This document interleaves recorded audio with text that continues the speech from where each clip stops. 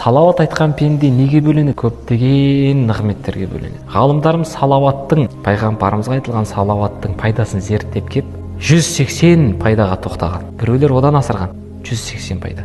Осы жерде құптаннан кейін отырдыңыз ба, кеткеніңізше сол 180 пайданың бәрін аласыз. Кейбіреуін біз көрмейміз, кейбіреуін сезбейміз, бірақ 180 пайда беріледі сізге. Оның бірнешесін айтып кетейін. Алдағы келе жатқан ауру, бәле-қала, уайым, қайғы, соның бәрі салауаттың құдіретімен Алла беріп қойған. Бәрін алып тастайды. Өміріңізге береке береді. Отбасыңыздағы мәселе ақырындап шешіле береді. Кеп тұрған анау денеңізге кеп тұрған аурудың бәрі кете береді. Жүректегі уайым, қайғы, стресс, соның бәрін алып тастайды. Қаныңыз бір қалыпқа түсіп айналады. Салауат.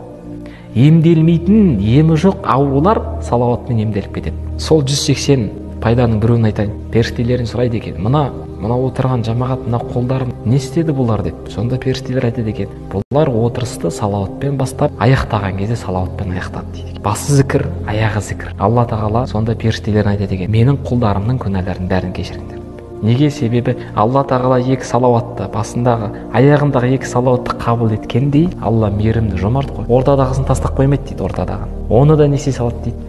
Кешірдім дейді. Демек біз сабақтың басында салауат айтсақ, пайғамбарымыздың хадисін зерттеп сабақтың аяғында салауатпен тұратын болсақ, осы жерде біз күнәміз кешіріліп отыр. Ештеңе істемесек те, тыңдап отырғанымыздың өзінде қалауыңыз орындалып, Алладан сұрағаныңыз беріліп, күнәңіз кешіріліп отыр. Енді осыны сезініп отырсыздар ма, көріп отырсыздар ма? Жоқ. Сол себепті біз салауатта былай айтамыз да былай.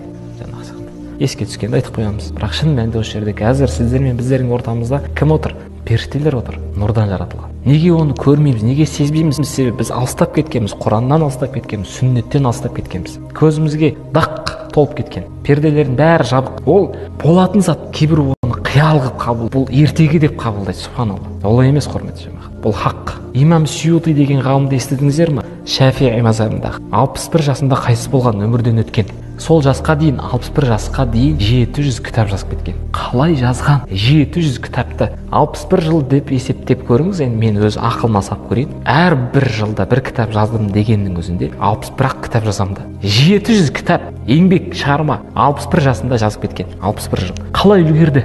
Күніне 50 мың салауат айтады екен. 50 мың салауат айтады. Қалай? Мына пақыр мен миыңмен, ақылмен есептеп көрсем, сыймайды менің басыма. Себебі мен материалдық әлемдемін. Ана рухани әлем өтпегем әлі. Ол жақта дәмін татпағам да.